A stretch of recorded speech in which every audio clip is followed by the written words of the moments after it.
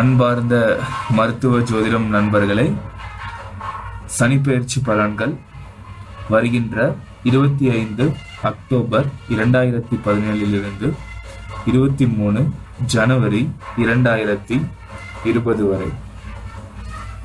சனீஸ்வர பகவான் ரொம்ப ரொம்ப கெட்டவர் இல்லை. ஒரு ஜாதகத்தை எடுத்தாலே இல்லை ஜோசியர்கிட்ட போகணும் அப்படின்னாலே கெட்ட காலம் ஆரம்பிச்சிருச்சுன்னா தான் போவோம்.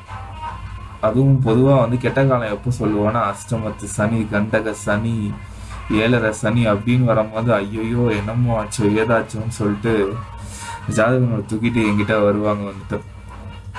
ஏன்னா ரொம்ப ரொம்ப கெட்டவர். ஏன்னா சனீஸ்வர பகவான் ஜாதகத்தில் எந்த பாவத்தில் உட்கார்ந்தாலும் கெடுத்துருவாரு. அதை விட அவர் எந்த பாவத்தை பார்த்தாலும் கெடுத்துருவாருன்னு ஒரு மக்களிடையே மிகப்பெரிய பீதியே உருவாயிட்டு இருக்குது. சனீஸ்வர பகவானோட கேரக்டரிஸ்டிக்ஸ் பார்ப்போம். கிரகங்கள்ல சாயா கிரகம் அப்படின்னு சொல்லக்கூடிய ராகு கேதுவை விட்டுட்டு மிச்சம் பார்க்கிற சூரியன், சந்திரன், செவ்வாய், சுக்கிரன், குரு, புதன் இவங்க எல்லாருமே பாத்தீங்கன்னா குரு ஐயோ சுபர் கிரகங்க, சுக்கிரன் சூப்பரா இருந்தா ஓகேங்க அப்படின்னு சொல்லுவாங்க. ஆனா சனீஸ்வரன் பார்த்தாலே எல்லாம் பயப்படுவாங்க. என்னமோ அவர் என்னமோ கெட்டவர் மாதிரி அவரை ஜாதகத்துல வேணா அவரை வேணா வெட்டி எடுத்துடலாமா அப்படிங்கிற லெவலுக்கு எல்லாரும் யோசிப்பாங்க. உண்மையில சொல்ல போனா சுக்கிர பகவான் ரொம்ப நல்லவரா அப்படின்னு நீங்க பார்க்க போனீங்கன்னா அதிகமா நம்மளோட எதிர்பாலின விஷயங்கள்ல தப்பு பண்ண வைப்பாரு. சுக்கிர பகவான் காதல்ல மாட்டிக்கிறது, அதனால தோல்வி. குரு பகவான் எடுத்தீங்கன்னு வச்சுக்கோங்களேன், அவர் பார்வை பலம்பா, சுப பார்வை பான்பாங்க. அவர் போய் 6வது இடத்தையும் 8வது இடத்தையும் 12வது இடத்தையும் குரு பகவான் போய் பார்த்தாரு அப்படின்னா நோய்கள் பெருகும், கடன் பெருகும். 8வது இடம் துரதிருஷ்டஸ்தானம், அதை போய் குரு பார்க்கும் போது துரதிருஷ்டம் பெருகும். ஆனா நம்ம ஆளுங்க நோய் வந்துச்சு, கடன் வந்துச்சு அப்படின்னா சனீஸ்வர பகவான் மேல பழிய போட்டு ஒன்னாலதான் ஆச்சு சனியனே அப்படின்னு சொல்லிட்டு அவரை பிடிச்சி திட்டிட்டு இருப்பாங்க. ஆனா சம்பந்தமே இல்லாம குரு இந்த வேலையை பார்த்துட்டு இருப்பாரு. ஒரு ஜாதகத்துல ஏதோ ஒரு கிரகம் பண்ற தப்பு, அந்த தப்பு எல்லாமே சனீஸ்வர பகவான் தலையில தான் விதியும். ஏன்னா நம்ம இதுல யாரு கெட்டவன் பண்ணாலும் கூட இருந்து ஒருத்தன் குழி பறிச்சுட்டே இருப்பான். ஆனா அவனெல்லாம் கண்டுக்க மாட்டான். எவனாச்சும் ஒருத்தவன் கெட்டவன் சொல்லிட்டு உருவாகம் படுத்திட்டு அவனாலதான் எனக்கு எல்லா கெட்டதும் நடக்குதுன்னு சொல்லிட்டு நம்ம சொல்லுவோம். அந்த மாதிரிதான் சனீஸ்வர பகவான் கெட்ட கிரகமா ஆக்கப்பட்டாரே தவிர்த்து அவர் கெட்டது பண்றதை விட மத்தவங்க பண்ற கெட்டது எல்லாத்தையும் தான் மேல பழிய வாரி போட்டுக்கிட்டவர் தான் சனீஸ்வர பகவான். மற்ற கிரகங்கள் இருக்கிற 9 கிரகங்கள் இவரை தவிர்த்து 8 கிரகங்கள் பண்ற தப்பும் இவர் மேலதான் விடியும். ஏன்னா யாருக்குமே யார் சரியான தப்பு பண்றாங்க, எந்த கிரகம் தப்பா இருக்குங்கிறதே பார்க்காம சனீஸ்வர பகவான் நல்ல நிலைமையில இருந்தாலும் ஜாதகத்துல ஈஸியா பழி போடுறது சனீஸ்வர பகவான் மேல போட்டு தப்பிச்சுக்கலாம். எப்படி கல்யாணம் ஆச்சுன்னா செவ்வாய் தோஷம்னு சொல்லிட்டு செவ்வாய் மேல பழிய போட்டு, இல்ல ராகு கேது தோஷம் ராகு கேது மேல பழிய போட்டு மிச்ச சுப கிரகங்கள்லாம் தப்பிச்சுக்கிற மாதிரி தான் இந்த நிலை. உண்மையிலே சனீஸ்வர பகவான் யாரு அப்படின்னு பாத்தீங்கன்னா ஈஸ்வரன் அப்படிங்கிற பட்டம் வாங்கின ஒரே ஒரு ராஜ கிரகம். அதாவது இந்த ஈஸ்வரன் அப்படிங்கிற பட்டம் வாங்குறது சாதாரண விஷயம் கிடையாது. கடவுளுக்கு நிகரான அமைப்பு. கடவுள் அப்படிங்கிறவர் யார் அப்படின்னா நேர்மை, தர்மம், இந்த 2 முக்கியமான விஷயங்கள். இதை கடைபிடிச்சாதான் உண்மையான கடவுள் நிலை அப்படிங்கிறது. இந்த நேர்மைக்கு பெயர் போனவர் தான் சனீஸ்வர பகவான். அதாவது எந்த ஒரு செயலை எடுத்தாலும் யார் ரொம்பவும் நேர்மையா இருக்காங்களோ அவங்களோட ஜாதகத்துல எடுத்து பாத்தீங்கன்னா சனீஸ்வர பகவான் உச்சகட்டத்துல இருப்பார். சொல்ல போனா கர்மக்காரகன்னு சனீஸ்வரன் சொல்லுவோம். அது இன்னும் தெரியல. கர்மம் அப்படின்னு சொன்னா தொழில்னு சொல்லுவாங்க. பல ஜோசியர்களோட தொழில் இந்த சனீஸ்வர பகவானாலதான் ஓடுது. அதனாலதான் என்னவோ இவருக்கு தொழில் ஸ்தானத்தின் அதிபதி சனீஸ்வர பகவான் வச்சாங்களோ என்னமோ தெரியல. உண்மையிலே சனீஸ்வர பகவான் அப்படின்னு எடுத்துட்டீங்கன்னா கர்மக்காரகன்னு சொல்லுவாங்க. கர்மம் அப்படின்னா நம்ம செய்யற நம்ம எந்த வேலை பார்க்குறோமோ அந்த தொழிலை குறிக்கிறது கிடையாது, நாம் செய்யும் செயலை குறிக்கிறது தான் கர்மம் அப்படின்னு சொல்றது. கர்மம், கர்ம வினை. கர்மம் அப்படிங்கிறது நல்ல கர்ம வினைகளும் இருக்குது, தீய கர்ம வினைகளும் இருக்கு. நாம் செய்யும் செயலின் விளைவுகள் அதுதான் வந்துட்டு. அந்த கர்ம வினைக்கு காரகன் அவர் தான் வந்துட்டு. அதாவது ஒரு விஷயத்த ஸ்கெடியூல் பண்றதுன்னு சொல்லுவாங்க வந்துட்டு. இந்த காலகட்டங்கள்ல இந்த நேரங்கள்ல இவனுக்கு இந்த மாதிரியான நல்ல பலன் நடக்கணும், இந்த காலகட்டங்கள்ல இந்த மாதிரியான நேரங்கள்ல இவனுக்கு தீய பலன் நடக்கணும்னு முடிவு பண்ற கிரகம் எது அப்படின்னா சனீஸ்வர பகவான். சனீஸ்வர பகவான் வந்துட்டு ஒரு ஸ்ட்ரிக்டான ஆபீசர்னு சொல்லலாம் வந்து. எப்படி அப்படின்னா, ஒரு ஜாதகத்துல எடுத்துக்கிட்டீங்க அப்படின்னா 3 இடத்த வந்துட்டு சனீஸ்வர பகவான் பார்ப்பாரு, ஒரு இடத்துல உட்கார்ந்து இருப்பாரு. அந்த 4 பாவங்களை வந்துட்டு தீவிரமா ஆராய்ஞ்சோம் ஒருத்தவங்களோட ஜாதக கட்டத்துல அப்படின்னா, அவங்க எப்படி நடந்துக்கிட்டா எப்படி வாழ்க்கையில வெற்றி பெறுவாங்கிறத பக்காவா எடுத்து சொல்ற விஷயம் வந்து சனீஸ்வர பகவானை வச்சு சொல்லலாம். அதாவது குறிப்பிட்டு சொல்ல போனோம் அப்படின்னா, சனீஸ்வர பகவான் வந்துட்டு ஒரு இடத்துல உட்காருது அப்படின்னா, அவர் உட்கார்ந்த இடம் வந்துட்டு ஒரு பாத்தீங்கன்னா ஸ்கூல்ல வந்து ஒரு ஹெட்மினிஸ்ட் பொசிஷன், இல்ல வந்துட்டு ஒரு தப்பே, அதாவது ஒரு அதிகாரம் பண்ற பொசிஷன். உங்க 12 பாவங்கள்ல வந்துட்டு எங்க சனீஸ்வரன் உட்கார்றாரோ அந்த இடத்து வந்துட்டு அவரோட ஆதிக்கம் வந்து முழுமையா நிறைஞ்சிடும். அந்த ஆதிக்கத்தோட பலனை தான் இந்த பிறவில நம்ம முழுமையா அனுபவிப்போம். சொல்ல போனா, நீங்க ரொம்பவும் நல்லது பண்ணியிருந்தீங்க அப்படின்னா, ரொம்ப ரொம்ப ரொம்ப ரொம்ப அளவு கடந்த தர்மங்கள் பண்ணியிருந்தீங்க, ரொம்பவும் நேர்மையா நடந்திருந்தீங்க அப்படின்னா சனீஸ்வர பகவான் வந்து 11ஆம் பாவத்துல உட்காருவாரு. உங்க லக்னத்துக்கு 11ஆம் பாவத்துல சனீஸ்வர பகவான் உட்கார்ந்தா நீங்க ஒரு உன்னதமான பிறப்பு, அதாவது நீங்க செஞ்ச நல்வினைகள் எல்லாமே வந்துட்டு அனுபவிக்கிறதுக்காக எடுத்த பிறப்புன்னு சொல்லலாம் வந்து. அதே போல ஒவ்வொரு பாவத்திலையும் எங்கெங்கெல்லாம் சனீஸ்வர பகவான் உட்கார்றாரோ அதை வச்சு அவங்களுக்கு எந்த விதமான தோஷங்கள் இருக்கு, இந்த பிறவில எந்த விதமான கர்மங்களை அவங்க அனுபவிக்கிறதுக்கு வந்திருக்காங்கிறத ஈஸியா சொல்லிடலாம். அது மட்டும் இல்லாம சனீஸ்வர பகவான் பாத்தீங்க அப்படின்னா 3 பார்வைகள், அதாவது 3ஆம் பார்வை, நேர் எதிர் 7ஆம் பார்வை, அது மட்டும் இல்லாம 10ஆம் பார்வைன்னு சொல்லுவாங்க. இந்த 3 பார்வையும் சனீஸ்வர பகவானுக்கு உண்டு. சயின்டிபிக்கா பாத்தீங்க அப்படின்னா, நம்ம எர்த்லேருந்து எந்தெந்த கிரகங்கள்லாம் வந்து தொலை தூரத்துல இருக்குதோ அதுக்கு எல்லாமே வந்து 3 பார்வைகள் இருக்கும் வந்துட்டு. எர்த்துக்கு அடுத்தது நீங்க பாத்தீங்க அப்படின்னா மெர்க்குரி, வீனஸ், எர்த்துக்கு அப்புறம் மார்ஸ், ஜூபிட்டர், சாட்டர்ன். மார்ஸ்க்கு எடுத்தீங்கன்னா 3 பார்வை இருக்கும், 4, 7, 8. ஜூபிட்டருக்கு எடுத்தீங்கன்னா 5, 7, 9. சனீஸ்வரனுக்கு எடுத்தீங்க அப்படின்னா 3, 7, 10. அதாவது என்ன அப்படின்னா, அதெல்லாமே வந்து மிகப்பெரிய கோள்கள். ஜூபிட்டர், மார்ஸ், சாட்டர்ன் அப்படிங்கிறது வந்துட்டு தொலை தூரத்துல இருந்து வரும்போது ஒரு லைட்டை நீங்க அடிக்கிறீங்க அப்படின்னா, நம்ம வந்து தொலை தூரத்துல இருக்கோம்னா அதிகமா அது ஸ்கேட்டர் ஆகும் வந்துட்டு. ஸோ அந்த பாவங்கள் வந்து ஸ்கேட்டர் ஆகும்போது அது 3 இடத்துல அதோட ஒளிங்கிறது படும். ஒவ்வொருத்தவங்களோட ஜாதக கட்டத்திலையும் அந்த 3 இடத்துல படுற ஒளியோட அமைப்பு தான் வந்துட்டு பார்வைகள்னு சொல்றது வந்து. அந்த பார்வைகள் எந்தெந்த பாவத்து மேலாம் படுதோ, அதாவது என்ன அப்படின்னா, சனீஸ்வரன் வந்துட்டு சூரியனோட புதல்வன். ஆனா சூரியனோட புதல்வன் வந்து யமதர்மரும் கூட. யமதர்மருக்கும் சனீஸ்வரனுக்கும் வந்துட்டு ஆகவே ஆகாது. அது வந்துட்டு சில சூரியனுக்கும் இவங்களுக்கும் நடந்த சில பிரச்சனைகள் அப்படின்னால சனீஸ்வரனும் சூரியனும் பிரிஞ்சிடுவாங்க குடும்பத்தை விட்டு. அதனால சனீஸ்வரனுக்கு எப்போதுமே சூரியனை வந்துட்டு பிடிக்கவே பிடிக்காது. அதனால சூரிய குடும்பத்தை விட்டு ரொம்ப தொலை தூரத்துல அவர் போயிருப்பாரு. அதுதான் வந்துட்டு அது கடைசியா இருக்கக்கூடிய சாட்டர்ன் பிளானட் வந்து. அதனால பாத்தீங்கன்னா சூரியனும் சனீஸ்வரனும் எந்த பாவத்திலயாச்சும் யாருக்காச்சும் சேர்ந்து இருந்துச்சு அப்படின்னா அவங்களோட அப்பா மகன் உறவு வந்துட்டு அவ்வளவா நல்லா இருக்காதுன்னு சொல்லுவாங்க வந்து. இன்னொன்னு, யம தர்மராஜனும் லேசுப்பட்டவர் இல்ல, அவரும் தர்மராஜன் அப்படின்னு தர்மத்துக்கு பெயர் போடுவாங்க. சூரியனோட 2 புதல்வர்களும் வந்துட்டு, அதாவது சூரியனோட கேரக்டரிஸ்டிக்ஸ் கொஞ்சமாச்சும் இருக்கணும்ல. கர்ணன் எல்லாருக்குமே தெரியும் வந்து, கொடுக்கணும் அப்படின்னு முடிவு பண்ணிட்டாங்க அப்படின்னா கர்ணன் வந்துட்டு எல்லாத்தையும் கொடுத்துடுவாரு. அதே மாதிரிதான் சனீஸ்வரனும் வந்துட்டு கொடுக்கணும்னு அவர் நினைச்சிட்டாரு அப்படின்னா 7.5 வருஷம் ஒரு கட்டத்தை விட்டு 7.5 சனி முடிஞ்சு போகும்போது அவ்வளோதான் கொடுத்துட்டு போவாரு. எவ்வளோக்கெல்லாம் உங்களை கஷ்டப்படுத்துறாரோ அவ்வளோக்கெல்லாம் நம்ம செஞ்சுட்டு போவார் வந்துட்டு. சனீஸ்வரன் மாதிரி கொடுக்குற கிரகம் வேற எதுவுமே கிடையாது. கொடுத்ததை புடுங்காத கிரகமும் சனீஸ்வரன் மட்டும்தான். வேற எந்த கிரகம் வேணாலும் கொடுத்துட்டு திரும்பி எடுத்துக்குவோம் வந்துட்டு. பாத்தீங்கன்னா சுக்கிரன் வந்து காதலை கொடுப்பாரு. அந்த காதல்னால நம்ம வந்துட்டு ஜாஸ்தி அலைவும் வந்துட்டு கொஞ்ச நாள் கழிச்சு அந்த காதலை விட்டுட்டு போனோடனே அதுக்கு எதிரான விளைவு காதல்ல வருத்தப்பட்டு தாடி வச்சுட்டு தேவதாஸ் மாதிரி அலையிறது. கொடுத்ததை புடுங்கிக்கிற கிரகம் எல்லா கிரகமும். ஆனா நம்மள அடின்னு அடிச்சு முழுமையா கொடுத்துட்டு போற கிரகம் சனீஸ்வரன் மட்டும்தான்.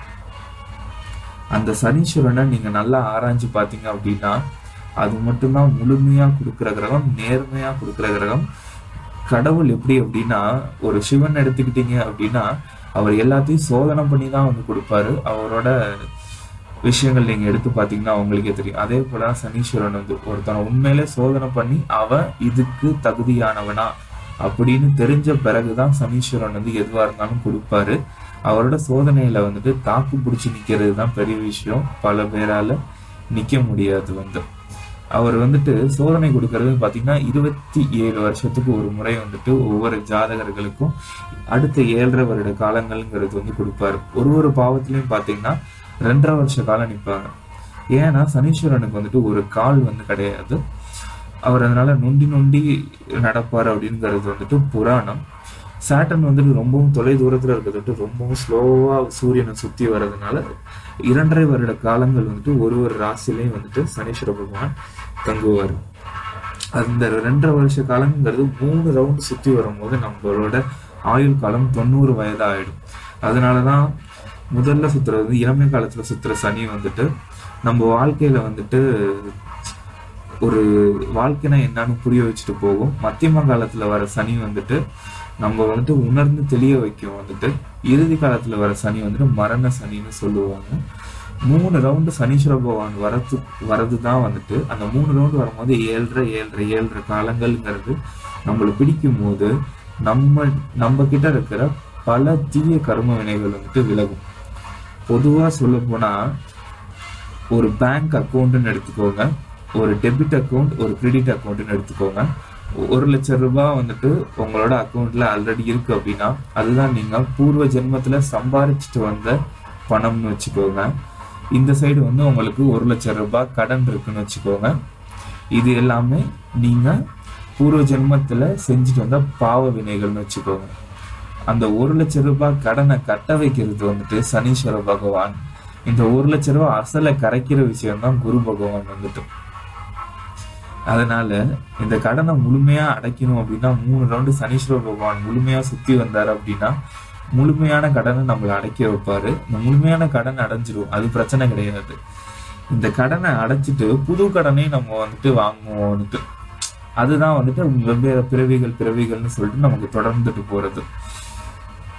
அதாவது பாத்தீங்க அப்படின்னா நம்ம கர்ம வினைகள் நம்மளை வந்துட்டு ஜாஸ்தி தாக்கும் போது பாத்தீங்கன்னா அந்த 7.5 சனி காலங்கள், அஷ்டமத்து சனி, இந்த காலங்கள்லாம் பாத்தீங்கன்னா அவங்களை போட்டு புரட்டி எடுக்கும் வந்துட்டு.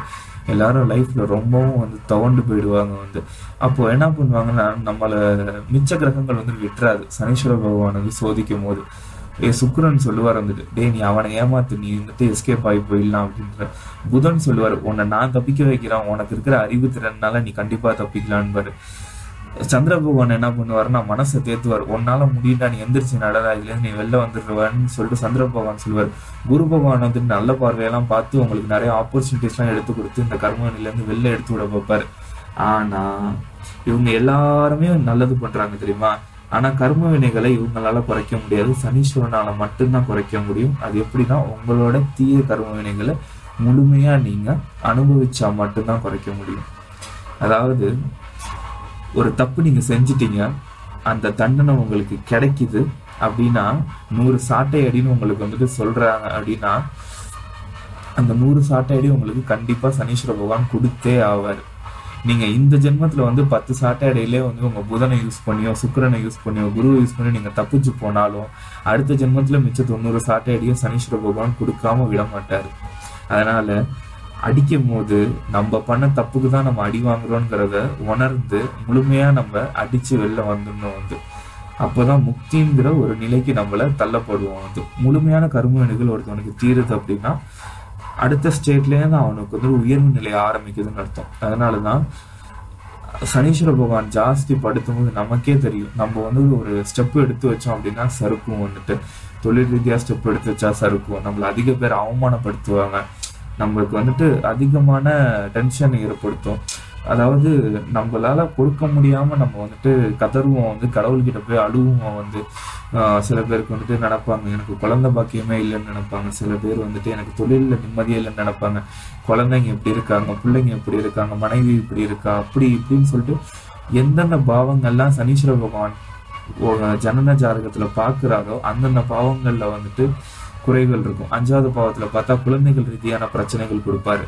7வது பாவத்தை பார்த்தா மனைவி நண்பர்கள் ரீதியான பிரச்சனை. தொழில் ஸ்தானம் 10வது இடத்தை பார்த்தா தொழில் ரீதியான ப்ராப்ளம். லாபஸ்தானத்தை பார்த்தா என்னதான் தொழில் பண்ணாலும் நஷ்டமாகிக்கிட்டே இருக்கும். இந்த மாதிரி பாவங்கள் எந்தெந்த பாவங்கள்லாம் பார்க்கும் போதோ அந்த 7.5 சனிகாலங்கள் வரும்போது இல்லை அஷ்டம சனிகாலங்கள் இதெல்லாம் வரும்போது நம்மள அந்த பாவங்கள் வந்து நம்மளை தாக்கும். அதை தாக்கும் போது அமைதியா பொறுமையா கடவுளோட கையில பிடிச்சிக்கிட்டு ஸ்லோவா நகர்ந்து நம்ம அதை அனுபவிச்சு முடிச்சிட்டோம் அப்படின்னா தெளிஞ்சு வந்துடுவோம். வந்துட்டு இதை நம்ம அனுபவிக்காம நம்ம என்ன பண்றோம்னா தான் அப்படிங்கிற அகந்தையில வந்துட்டு நம்ம வெளியில வரும்போது நம்ம முட்டிக்கிட்டு நம்ம வெளில வரும்போது தான் என்ன ஆகும்னா விட்டுட்டு போயிடுவார் சனீஸ்வர பகவான். முழுமையா வந்துட்டு நன்மையும் செய்யாம அடுத்த சுத்து வரும்போது மறுபடியும் அடிப்பாரு. வந்துட்டு எப்பயா இருந்தாலும் நம்ம கர்ம வினைகள் நம்ம தான் தீக்கணும், நம்ம வாங்கின கடனை நம்ம தான் தீக்கணும் அப்படிங்கிற மாதிரியான இந்த வினையை நம்ம வந்துட்டு தீர்த்துட்டோம் அப்படின்னா சனீஸ்வர பகவான் அளவுக்கு மீறி கொடுப்பாரு. வந்துட்டு சரி, இந்த சனீஸ்வர பகவான் வந்துட்டு ப்ராப்பரா காலத்தை நிர்ணயம் பண்ணக்கூடியவர்கள். இந்தந்த வயசுல இவனுக்கு இந்தந்த மாதிரியான, அதாவது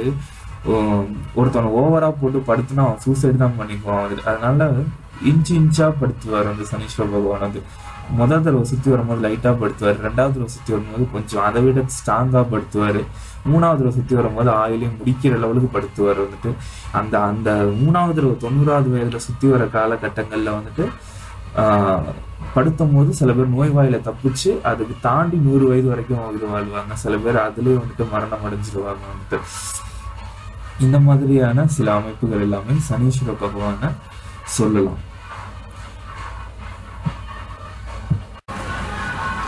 அன்பார்ந்த கன்னிராசி நேயர்களே, இந்த காலகட்டங்களில் பார்த்தீங்கன்னா சனீஸ்வர பகவான் உங்களோட 5 மற்றும் 6ஆம் அதிபதி 4வது இடத்துக்கு வராரு. 5 அப்படின்னு சொல்லக்கூடியது வந்துட்டு குழந்தைகள் ஸ்தானம், பூர்வ புண்ணிய ஸ்தானம். பூர்வ புண்ணியத்தை வந்து பொதுவாகவே வந்து நிர்ணயிக்கிறது சனீஸ்வர பகவான். அது மட்டும் இல்லாமல் கன்னிராசிக்கு அந்த 5க்கு அதிபதியாகவே சனீஸ்வர பகவான் வர தொட்டு கன்னி மற்றும் துலாம் ராசிக்கு பார்த்தீங்கன்னா பூர்வ புண்ணியத்தை அமைக்கிறதுல ஸ்கெடியூல் பண்ணுறதுல சனீஸ்வர பகவான் முக்கிய பங்கு வகிக்கிறாரு. அது மட்டும் இல்லாமல் 5 மற்றும் 6க்கு அதிபதி வந்துட்டு 4வது ஸ்தானத்தில் இருக்கிறதுனால குழந்தைங்களோட படிப்பு வந்துட்டு கொஞ்சம் மந்தமாக இருக்கும். அது மட்டும் இல்லாமல் கொஞ்சம் உங்களோட ஒர்க் ரிலேட்டடாக நீங்கள் ஏதாச்சும் கற்றுக்கணும் அப்படின்னு நீங்கள் நினைக்கிறீங்க அப்படின்னா கொஞ்சம் ஸ்லோனஸ் ஏற்படும். 1க்கு 3 தடவை உங்களுக்குள்ளுக்க நீங்கள் முயற்சி எடுக்கணும்னு நீங்கள் நினச்சிங்க அப்படின்னா அந்த மாதிரியான காலகட்டங்கள் அந்த மாதிரியான காரியங்களில் உங்களுக்கு வெற்றி கிடைக்கும். வந்துட்டு அது மட்டும் இல்லாமல் 5 மற்றும் 9 ஆகிய ஸ்தானங்களை சனீஸ்வர பகவான் பார்க்குறாரு. இது பொறுத்து நீங்கள் பார்த்தீங்க அப்படின்னா குழந்தைகள் ஸ்தானத்தை சனீஸ்வர பகவான் பார்க்கறது குழந்தைங்களால கொஞ்சம் சில இடையூறுகள் இல்லை பிரச்சனைகள் இல்லை குழந்தைகளால சில அலைச்சல்கள் வந்துட்டு உங்களுக்கு ஏற்படுத்துவார். மற்றும் 9வது ஸ்தானத்தை பாக்கியஸ்தானத்தை வந்துட்டு சனீஸ்வர பகவான் பார்க்கறதுனால கொஞ்சம் தந்தை வழி சொத்துக்கள் அந்த மாதிரியான சில பிரச்சனைகள் தலைத்திருக்கும். அது மட்டும் இல்லாமல் பூர்வீக சொத்துக்கள் உங்களுக்கு கிடைக்கக்கூடிய நிலைகள்லாம் ஏதாச்சும் இருந்துச்சு அப்படின்னா கொஞ்சம் அதுக்கு வரதுக்கான டிலேவெல்லாம் உங்களுக்கு கொஞ்சம் ஏற்படுத்தும். வந்துட்டு பட் இப்போ குரு பயிற்சி பாசிட்டிவாக இருக்கிறதுட்டு அந்த மாதிரி உங்களுக்கு சொத்துக்கள் எதுவும் கைக்கு வரணும்னு ஒரு நிலைப்பாடு இருந்துச்சுன்னா இந்த குரு பயிற்சிக்குள்ளுக்கு அதை நடத்திக்கிறதுக்கான செயல்பாடுகளை ஆரம்பித்து முடிச்சிடுங்க. ஏன்னா குரு பயிற்சி கொஞ்சம் தாண்டி அந்த அளவுக்கு வலுவாக இல்லை. அதனால குரு பயிற்சி வலுவாக இருக்கிற தொட்டு 9வது இடத்துல உங்களுக்கு குருவும் பார்க்குற தொட்டு பூர்வ புண்ணிய விஷயங்களை பொறுத்த வரைக்கும் ஒரு இழுபறி இருந்தாலும் நன்முறையில் உங்களுக்கு வந்துட்டு நடைபெறும் வந்துட்டு. மற்றும் கன்னிராசி பொறுத்த வரைக்கும் பார்த்தீங்கன்னா புதன் பகவான் எப்படியும் உங்களை வந்துட்டு தப்பிக்க வச்சுருவார் வந்துட்டு. அதனால எந்த விதத்துலையும் நீங்கள் வந்துட்டு பயப்பட வேணாம். அர்த்தாஷ்டம சனி அப்படின்னு சொல்லிட்டு பயமுறுத்துவாங்க, அதெல்லாம் வந்துட்டு ரொம்பவும் வந்துட்டு புதன் பகவான் வந்துட்டு அதிகமாக அஃபெக்ட் பண்ணாது. ஏன்னா புதன் எப்படின்னா சூரிய கிரகணத்துல வந்துட்டு என்னதான் வந்துட்டு அப்படியே சூரியனை மறைச்சிருந்தாலும் டக்குன்னு வந்துட்டு ஒரு ஒளி வந்துட்டு வெளில வர மாதிரி புதன் பகவான் வந்துட்டு எப்பேற்பட்ட இக்கட்டான சூழ்நிலையில நீங்க மாட்டிருந்தீங்க அப்படின்னாலும் அதுலேருந்து வெளில வரதுக்கான சட்டுன்னு உங்களுக்கு அறிவை வந்துட்டு ஸ்பார்க் மாதிரி கொடுப்பாரு வந்து. அதனால அதாவது என்ன சொல்லுவாங்க அப்படின்னா, பொன்னவன்னு சொல்லக்கூடிய குரு வந்துட்டு நல்லா இருக்காரோ இல்லையோ ஜாதகத்துல பொன் கிடைத்தாலும் புதன் கிடைக்காதுன்னு சொல்லுவாங்க வந்துட்டு. அந்த புதன் வந்துட்டு உங்களோட ராசிக்கே அதிபதி, உங்க ராசியில உச்சமாகக்கூடிய நிலை வந்துட்டு புதன் பகவான். அப்படிப்பட்ட கன்னிராசி வந்து புதன் பகவான் விட்டுற மாட்டாரு.